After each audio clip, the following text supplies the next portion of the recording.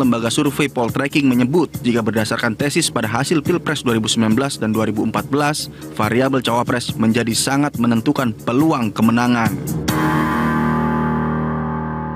Pemirsa, nama bakal calon wakil presiden untuk Anies Baswedan semakin mengerucut. Sosok yang mampu mengalirkan suara di Jawa Tengah dan juga Jawa Timur ini dinilai sangat penting. Mas Hanta, salah satu juga wilayah yang berperan penting adalah dari wilayah Jawa Tengah dan juga Jawa Timur ini menjadi pertimbangan yang sangat penting bagi pemilihan bacawa pres yang akan mendampingi Anies nanti. Dari analisis Anda sendiri sebagai pengamat politik dan juga dari Poltreking sudah sempat melakukan survei, seperti apa potensi wilayah Jawa Tengah dan juga Jawa Timur ini bagi pemilihan bacawa pres yang akan mendampingi Anies nanti? Ya, pertama memang urgensi atau nilai strategis dari posisi cawapres sangat penting ya, karena dua hal. Satu, di mana Pilpres 2024 itu tanpa incumbent, beda dengan periode kedua, incumbent sehingga lebih luasa menentukan nama cawapres. Ya, ada variabel yang kontributif dalam untuk menangkan pertarungan. Yang kedua, posisi cawapres juga kita tahu selain dia penting dalam konstelasi semacam ini, kedua dalam situasi capres elektabilitasnya sangat kompetitif, tidak ada yang lebih unggul di antara yang lain secara dominan, sehingga cukup determinan posisi cawapres itu. Ya, lalu yang kedua, hal penting yang perlu didalami adalah variabel apa saja sih yang paling penting bagi seorang capres dan cawapres, terutama cawapres dan konteks ini. Satu, variabel elektabilitas dan boarding pass.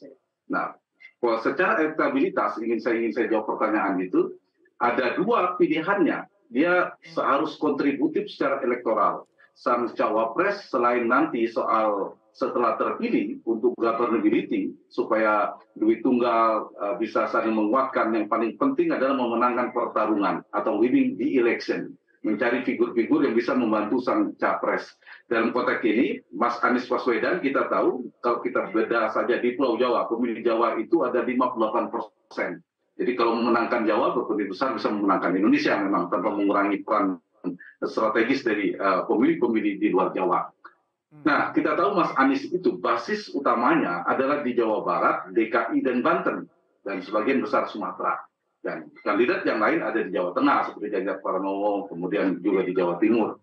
Prabowo relatif sama beririsan dengan Anies Baswedan. Yang dulunya basis Prabowo di 2019, sekarang menjadi basisnya Anies di Jawa Barat, DKI, dan Banten. Nah, untuk memilih seorang cawapres, ada dua opsi pilihan, sama strategisnya bagi seorang capres. Satu, dia bisa memilih seorang cawapres yang bisa memaksimalkan basisnya yang belum optimal, belum maksimal kemenangannya, atau pilihan kedua adalah mencari cawapres yang bisa melengkapi ceruk di mana dia lemah.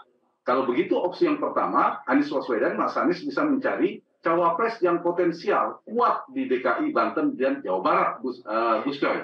Karena Mas Anies punya potensi kuat di Jawa Barat, tapi belum maksimal. Anies menang di DKI dan Banten lumayan, sudah mendekati 50% berdasarkan data Poltreking, melampaui bahkan 50%. Tapi di Jawa Barat itu baru 30 sekian persen. Nah, kalau misalnya ingin memaksimalkan kemenangan di Jawa Barat yang pemilihnya 32 juta itu, maka yang harus jadi adalah cawapres yang kuat di Jawa Barat, DKI dan Banten, sehingga kemenangan Anies relatif lebih besar lagi.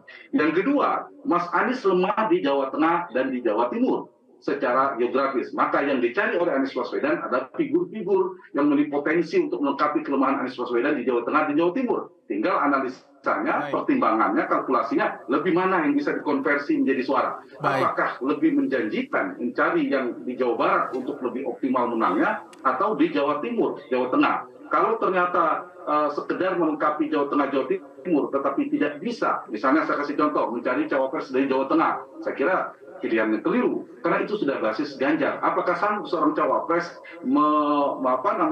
merobek kekuatan elektoral Ganjar Pranowo yang menjadi kompetitor Anies misalnya, kan agak sulit. Jadi pilihannya tinggal, kalau provinsi besar ada di Jawa Barat, di Jawa Timur. Itu dari sisi geografis. Ya. Kalau ingin melengkapi kelemahan Mas Anies, ambillah dari Jawa Tengah atau Jawa Timur, atau memaksimalkan pilihan. Dua opsi itu bersama. Mas Hanta.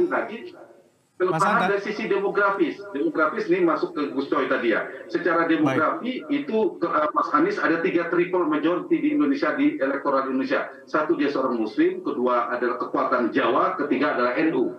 Nah, Jawa NU ini saya kira jadi variabel penting bagi Mas Anies Baswedan. Saya tidak mengatakan Anies bukan NU dan tidak Jawa. Nah, lebih tidak harus lebih mengimbangi kompetitornya untuk mencari cawapres dari dua sisi demografis itu, Jawa dan NU. Ditambah Mas Hanta, tadi Anda katakan bahwa Anies ini lemah di dua wilayah tadi, di wilayah Jawa Tengah dan juga Jawa Timur. Kalau kita lihat dari hasil survei sejauh ini, Anies ini di Jawa Tengah hanya 9%. Lantas berapa persen kemudian sosok seperti apa yang bisa mendongkrak untuk mendampingi Anies ini? Berapa persen? Ya, di Jawa Tengah dan Jawa Timur, Anies nomor 3 urutannya setelah Ganjar Pranowo dan Prabowo Subianto. Anies unggul nomor 1 di 3 provinsi lainnya di Pulau Jawa. Nah, kalau kita perhatikan dengan sangat lemah di Jawa Tengah, kemudian agak lemah juga di Jawa Timur, harus dikalkulasi betul adalah mencari cawapres yang bisa mendongkrak Anies. Paling tidak ya, kita tidak tahu, kita tidak bisa langsung mengatakan Anies harus dapat 30, harus 40, atau 50, karena bergantung berapa poros, berapa kandidat. Kalau pasangannya 2, kita akan bicara 40-50%. Tapi kalau ada 3 poros, saya kira lebih realistis misalnya 20-30%, karena supaya terbelah paling tidak. Paling tidak bagi seorang Anies, Ganjar, dan sebagainya, di daerah yang dimana dia lemah atau basis, targetnya bukan memenangkan, mengimbangi atau menipiskan kemenangan lawan, atau membuat relatif lebih imbang. Itu sudah sebuah prestasi elektoral. Anies bisa mengimbangi Ganjar di Jawa Tengah, kan sulit itu. Tapi Anies bisa kompetitif di Jawa Timur, nah itu penting bagi Anies maupun kandidat lainnya untuk saling mengimbangi. Itu yang paling penting saya kira. Tapi kalau kita lihat angka di Jawa Tengah itu sudah milik Ganjar Pranowo, kemudian di DKI dan Banten sudah di miliknya Anies, ya kita bisa lihat peta itu. Kalau pilihannya Gus Coy dari sisi elektoral, sekarang paling tinggi memang ada 2. Kalau tadi disinggung soal 7 nama, kalau saya baca-baca yang beredar di media itu kan ada Ridwan Kamil, ada AHY yang dalam partai, kemudian ada Khofifah, Gus Ipul yang disebut oleh Gus Coy termasuk Yeni Wahid. Secara elektabilitas kalau dilihat diukur memang yang paling mumpuni secara elektoral memang Ridwan Kamil dan AHY ditambah Bu Khofifah selalu masuk di 5 besar. Jadi kalau saya ingin mengatakan, kalau ingin secara elektabilitas dulu ya, bukan melihat potensinya, elektabilitas modal hari ini, kalau ingin memaksimalkan wilayah basis, opsionalnya ada di AHY dan Ridwan Kamil, Gus Coy. Tapi kalau ingin melengkapi di mana Anies yang lemah, tadi betul yang disampaikan oleh Gus Coy, ada Gus Ipul, ada Khofifah, ada Yeni Wahid. Meskipun Gus Ipul dan Yeni Wahid secara elektabilitas belum muncul ya, tetapi kita bisa membacanya lebih dari sisi potensi pertumbuhan elektoral. Nah, yang disampaikan oleh Gus Coy tadi menurut saya tidak keliru sepenuhnya, meskipun orang elektabilitas lemah, tapi mereka punya potensi untuk melengkapi basis secara demografis tadi. Misalnya yang disebutkan itu kan NU semua itu, bukan karena Gus Coy yang sangat NU ya. Selamat milad 1 abad Gus Coy ya, NU. Nah, ini NU semua yang disampaikan oleh Gus Coy preferensinya, dan memang saya harus mengatakan salah satu yang harus dicangkokkan secara elektoral ke Anies Baswedan memang dari Mas Hanta, kita lanjutkan. Kalau di segmen sebelumnya kita membahas terkait dengan peluang elektabilitas dan juga bagaimana mendulang suara untuk siapa sosok yang mendampingi Anies Baswedan dalam pemilu 2024. Lantas bagaimana dengan potensi di luar Pulau Jawa, di Pulau Sumatera, Kalimantan, dan juga Sulawesi, Indonesia Timur. Ini bagaimana untuk mendulang suara bagi wilayah yang mungkin tidak bertuan? Ya, betul. Kalau misalnya di wilayah basis lumbung suara relatif berimbang, karena di mana Anies punya basis sendiri tadi, kemudian kandidat lain seperti Ganjar dan Prabowo juga punya basis, berarti yang di luar Jawa juga menjadi variabel yang penting juga, saya kira yang harus diperhatikan. Nah, saya rujuk dikit sebelum ke luar Jawa. Tadi yang Jawa kalau kita lihat kan cawapres potensial misalnya di data kami, di 3 atau 4 provinsi besar, yang memang dikaitkan sama Anies AHY, karena partainya Gus Coy ya diperkuat, dan AHY memang wilayah Banten dan Jakarta lumayan. Kalau pilihannya mau memperkuat di sana. Jawa Barat bagi Anies, ya berarti Ridwan Kamil memang sekarang relatif paling unggul di Jawa Barat karena gubernur Jawa Barat. Di Jawa Tengah itu cawapres yang paling unggul adalah Erick Thohir, karena Erick Thohir juga brand connection-nya ke Ganjar cukup kuat, itu menang di Jawa Timur, Jawa Tengah. Di Jawa Timur memang Bu Khofifah dibayangi ada Erick Thohir, ada Sandi dan lain sebagainya. Nah, opsi-opsi itu kan tergambar itu.